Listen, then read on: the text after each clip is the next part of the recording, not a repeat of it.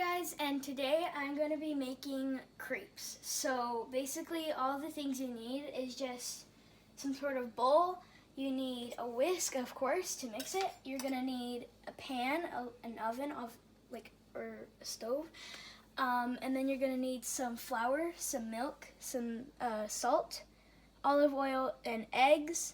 And I prefer to use this sort of utensil just to spread the oil on my pan. So without further ado, let's get on with the making. So first I'm going to be adding 3 eggs, and it's just the egg whites and the yolks. There we go. And then I'm going to be adding my milk very carefully so I do not spill it. So after you add the milk, you add the flour.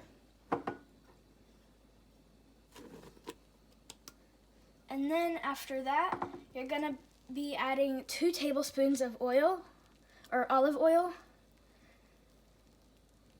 And then you're going to be adding just a pinch of salt.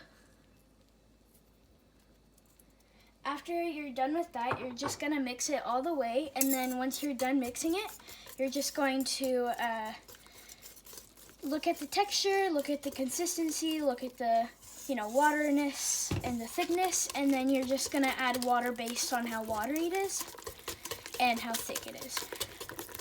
Because this is crepes and not pancakes, and you want some thin crepes.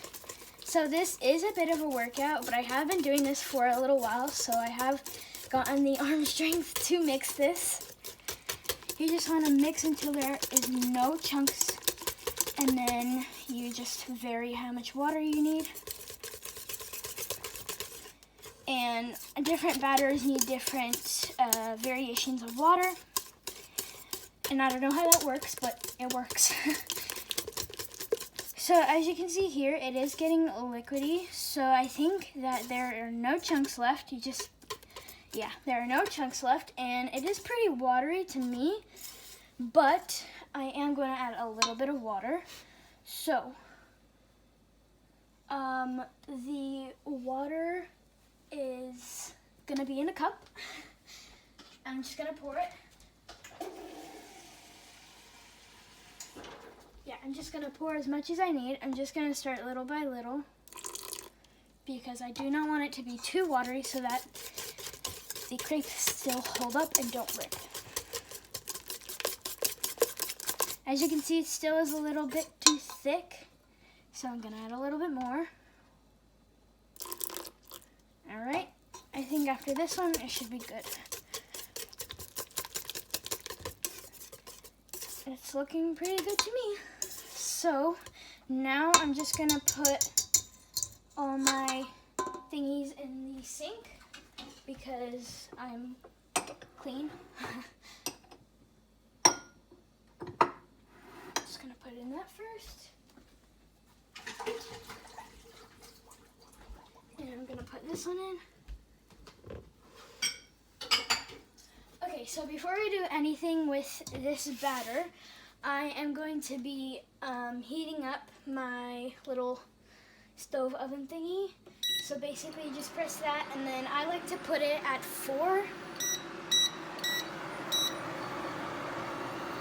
Not 5, 4. Okay, there we go. So now I'm just going to be pouring a little bit of some olive oil just so that the crepes don't stick completely to there. I'm just going to be using this just to spread it around.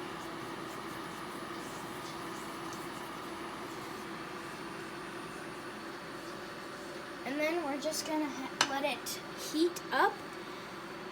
So basically, I normally just use a soup spoon to scoop up the crepe batter and then pour it onto the pan.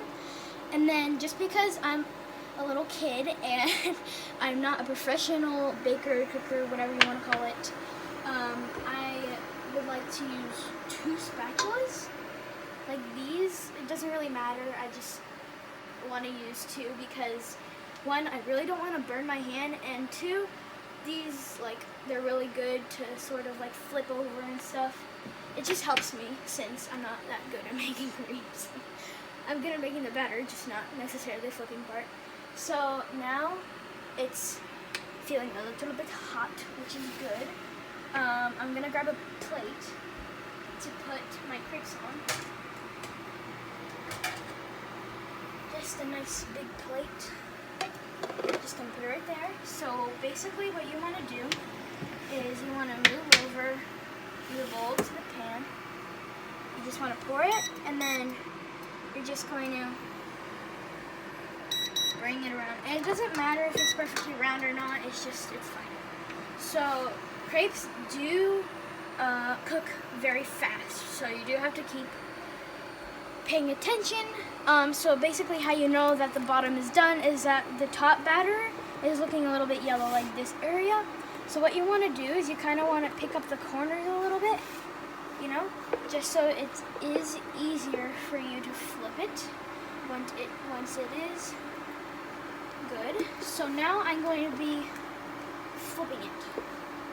So my technique, this is a bit bigger spatula than I normally use, so this is a little bit undercooked, so I am going to flip it over at the end because there's supposed to be little like brown spots on the top, just so you know that it's fully cooked. Alright, let's just take a peek. Just let it sit for a little while. And now I'm going to flip it once more because this is a little bit undercooked. But it should be fine. I am going to put it up one more degree just because it is cooking a little bit slow. And I normally make just a smaller batch of crepes, but yeah, you can, if you want to make a bigger batch, you just double all of the measurements. As you can see, it is a little bit undercooked, but that's absolutely fine. So now I'm going to be doing the next one. Normally the first crepe doesn't look as well, but the second crepe normally does a little bit better.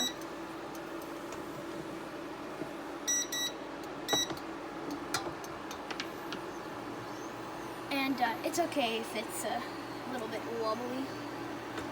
So I'm just going to fix up the edges here just so it's easier for me to flip. Now when I first started making crepes, it was really hard for me because, well, I didn't know how to flip them or anything, so I always had to have somebody there because, you know, I'd normally like just give up and not flip them. But now that I've tried a little bit harder, I could see how it is, and this is a little bit harder to flip. Okay, here we go. See, that is the definition of perfectly cooked. Some will end up being a little burnt, but that's fine because practice makes perfect. So it really only takes a couple seconds for the other side to cook up because it's already mostly cooked. Now I'm just going to roll it on top of the plate, just like that. And it's super easy. You just have to know the skill and your strategy. And everybody has different strategies. This is just my personal strategy that my mom uses and that she taught me because I do like baking because I really like, when I was younger, I really loved baking and mixing stuff because I always begged to mix things when like they actually have to be like in the mixer and not manually mixed, and I was just begging so hard just to mix it with my hands. Well, not with my hands, but with a whisk, but manually. So now this is ready. And I'm going to be flipping it over just like that. And that is also a very big crepe. So I'm very happy with it. It just takes a couple tries to get it good. Alright, now I'm just going to be getting it up with this one.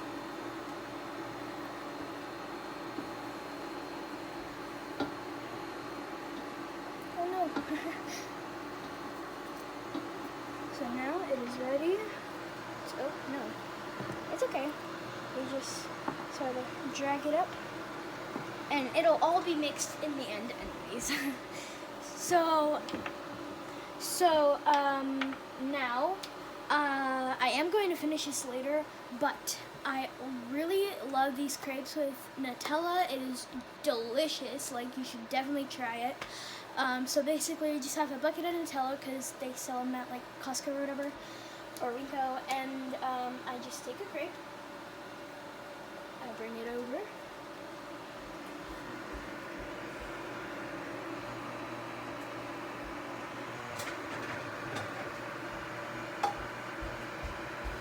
So I have the Nutella and the crepe, and I'm going to grab a knife and open.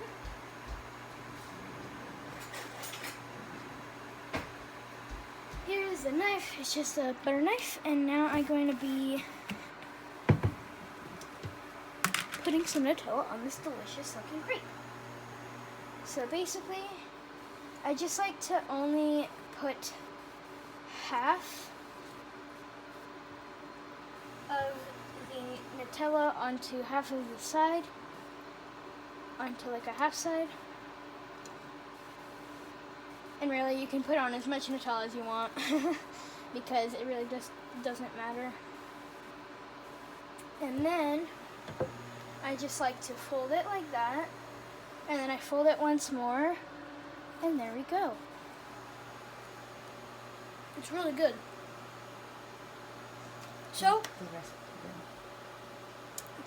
this is the recipe, and the recipe is, let me get my recipe book. Okay, so, the recipe is 3 eggs, just whatever, 1 1/2 cups of milk, 1 1/2 cups of flour, 2 tablespoons of olive oil, and just a pinch of salt, and then you just mix until there's no chunks, and then you put a little bit of water, and you're good, and it tastes delicious. So I hope you guys enjoy. Bye!